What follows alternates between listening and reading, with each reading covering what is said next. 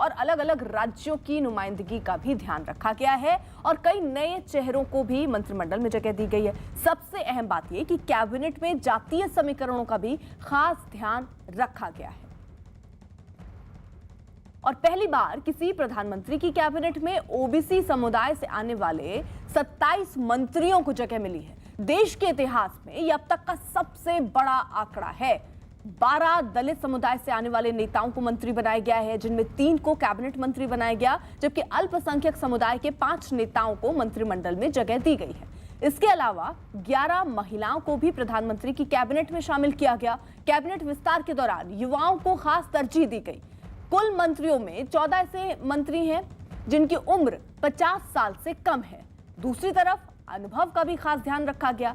नए कैबिनेट में 5 पूर्व मुख्यमंत्री हैं और 18 ऐसे नेता हैं जिन्हें राज्यों में मंत्रालय संभालने का अनुभव रहा है। यतेंद्र हमारे साथ मौजूद हैं और यतेंद्र, देखिए पूरी जो गणित अगर इसको देखिए तो हर वर्ग को इसमें तरजीह दी गई है, साथ ही साथ युवा चेहरों को मौका दिया गया है। अनुभव भी यहाँ पर एक सेकेंड में आपका रुख करूं, जरा ये सीधी तस्वीरें आ रही हैं, पहले उस पर चर्चा कर लेते हैं। यहाँ पर देखिए मनसुख मांडविया जो हैं वो पहुंचे हैं अपना कार्यभार संभालने के लिए, बाकायदा वहाँ पर पूजा अर्चना करते हुए देखिए नजर आ रहे हैं। वहाँ पर जब वो अंदर अपने दफ्तर में पहुंचे हैं तो एक बड़ी जिम्मेदारी स्वास्थ्य मंत्री के तौर पर अब मनसुख मांडविया निभाएंगे।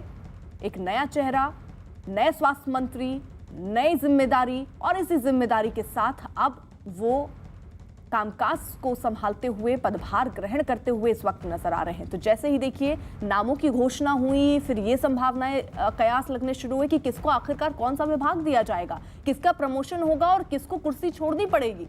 और कल ही हमने देखा लगातार इस्तीफे आने शुरू हुए, नामों पर चर्चा होनी शुरू हुई और रात तक ये किसको कौन सी जिम्मेदारी मिल रही है, कौन किस विभाग में होगा, ये रात तक तस्वीर साफ हुई। एक के बाद एक धीरे धीरे ये तस्वीर साफ हो रही थी। तो फिलहाल मनसुख मांडविया को आप देख रहे हैं, स्वास्थ्य मंत्रालय से ये तस्वीरें हम आपको दिखा रहे हैं। अब नए स्वास्थ्य मंत्री वो होंगे, अपना पदभार ग्रहण कर रहे हैं। इससे पहले अश्विनी वैष्णव ने भी रेल मंत्रालय का कामकाज संभाला।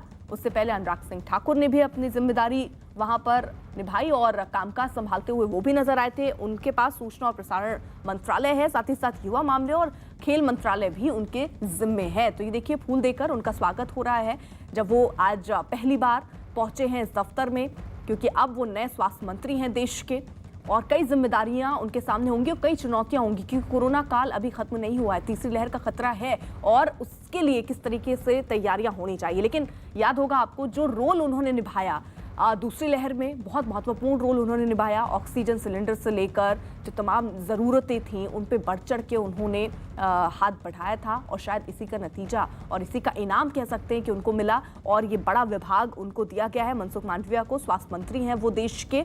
डॉक्टर हर्षवर्धन पहले स्वास्थ्य मंत्री थे, लेकिन उन्होंने कल ही इस्तीफा दिया और उसके बाद ये सुगबुगाहट तेज हो गई कि आखिरकार कौन होगा जो स्वास्थ्य मंत्रालय की कमान संभालेगा, स्वास्थ्य मंत्री बनेगा। तो ऐसे में नाम साफ हुआ रात में जाकर, मनसुख मांडविया जो कि स्वास्थ्य मंत्रालय इस वक्त पहुंच चुके हैं, स्वास्थ्य मंत्री हैं वो अब नए और वो पदभार ग्रहण करते नजर आ रहे हैं। यानी रवि, ये सीधी तस्वीरें हम देख रहे हैं, जिम्मेदारियां बहुत ज्यादा होंगी कंधे पर क्योंकि तीसरी लहर का खतरा है।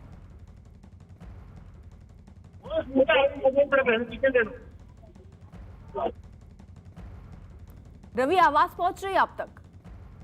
आप जो तस्वीरें अभी थोड़ी देर पहले देख रही थी वो स्वास्थ्य राज्य मंत्री हैं और अब से थोड़ी देर पहले ही निर्माण भवन पहुंची है, क्योंकि मनसुख मांडविया स्वास्थ्य मंत्री हैं वो पहुंचे थे और ये डॉक्टर भारती प्रवीण पवार जो स्वास्थ्य राज्य मंत्री हैं वो भी अपना कार्यभार संभालने के लिए पहुंची और उनके भी स्वागत के लिए तमाम जो अधिकारी हैं वो इंतजार कर रहे थे।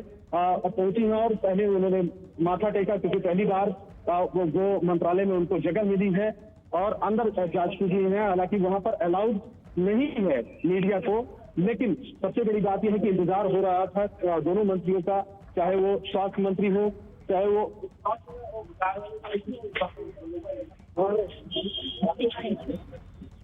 तो बिल्कुल देखिए, अब मनसुख मांडविया नए स्वास्थ्य मंत्री हैं देश के। चुनौतियां बहुत ज्यादा है उनके सामने, और अभी जब उनसे पत्रकारों ने बात करने की कोशिश की तो कुछ भी कहने से फिलहाल बचते नजर आए। ये संभावना जताई जा रही कि जैसे ही वो अपना पदभार ग्रहण कर लेंगे, कार्यभार संभाल लेंगे और बाहर निकलेंगे, तो हो सकता है वो अपनी बात रखें कि कितनी जिम्मेदारी वो महसूस कर रहे हैं, कितनी बड़ी चुनौती वो महसूस कर रहे हैं। क्योंकि जब आपको पद मिलता है तो उसी हिसाब से चुनौतियां भी आपके सामने आती हैं। रवि हमारे साथ मौजूद है। रवि, देखिए, जब वो अंदर जा रहे थे तो उन्होंने पत्रकारों से बात नहीं की। संभावना क्या ये है कि जब वो बाहर निकलेंगे तो बताएंगे कि चुनौती किस तरीके से देख रहे हैं वो?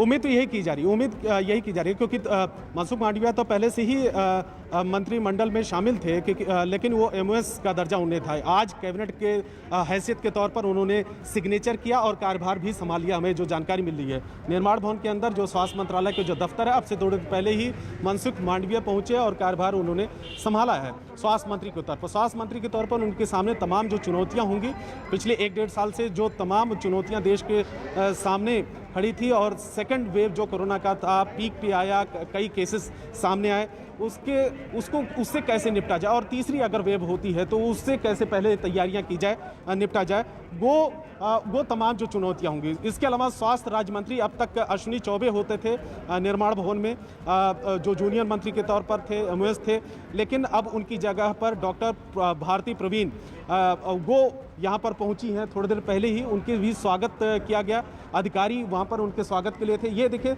आज थोड़ी जो स्वास्थ्य मंत्रालय में यहाँ पर काफ़ी ज़्यादा हलचल है, जो सिक्योरिटी है वो काफ़ी तैनात भी कर दी गई है, क्योंकि 2 नए मंत्री आए हैं और स्वास्थ्य मंत्रालय में चार्ज लेने के लिए आए हैं, तो इसलिए सिक्योरिटी की भी व्यवस्था आज ज़्यादा की गई है। और जो लोग भी आ रहे हैं, चाहे वो यहाँ पर काम भी कर रहे हैं, सबसे पहले उनका आई कार्ड चेक किया जा रहा है।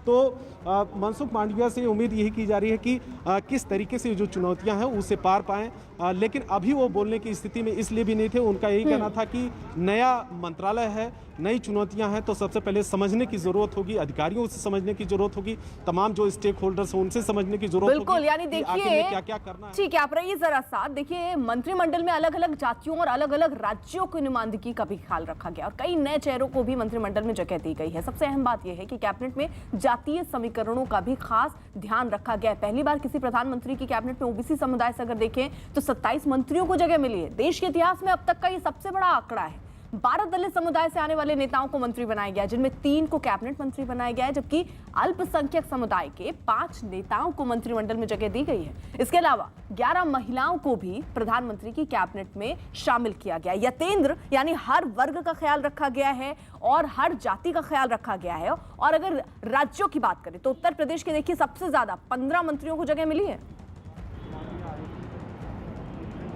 देखिए, बिल्कुल, जब मोदी मंत्रिमंडल का जो कल विस्तार हुआ और उसके बाद जो नया स्वरूप, नई शक्ल जो मोदी मंत्रिमंडल की आई है, उसमें साफ है कि चाहे वो जाति की बात हो, चाहे किसी राज्य के प्रतिनिधित्व की बात हो, क्षेत्र की बात हो, महिलाओं की बात हो, उन सबको ध्यान में रखा गया। और साथ ही ध्यान में ये भी रखा गया कि हाई एजुकेटेड लोग भी इसमें शामिल किए गए, यानी कि एक मिला जुला स्वरूप किस तरह से एक युवा मंत्रिमंडल का हो सकता है, वो कल के विस्तार से पता चला है। इसे पुनर्गठन भी कह सकते हैं कि किस तरह से मोदी सरकार ने अपने मंत्रिमंडल को कसा है और एक मैसेज दिया है पूरे देश को कि देश के विकास के लिए, देश के को एक नई दिशा देने के लिए एक रोड मैप तैयार किया है, वो मोदी मंत्रिमंडल की शक्ल में कल आ गया। इसकी अगर एक छोटी सी बानगी देखेंगे, जो आप कह भी रहे थे कि उत्तर प्रदेश से सबसे ज्यादा 15 मंत्रियों को जगह मिली है, तो उत्तर प्रदेश सहित 5 राज्यों में चुनाव है और केवल उत्तर प्रदेश की बात करें तो उसकी बानगी देख सकते हैं। ओबीसी को भी जगह मिली है, ब्राह्मण को भी चेहरे को जगह दी गई है, इसके साथ ही कुर्मी को भी ध्यान में रखा गया है और लोधी जो वोट बैंक काफी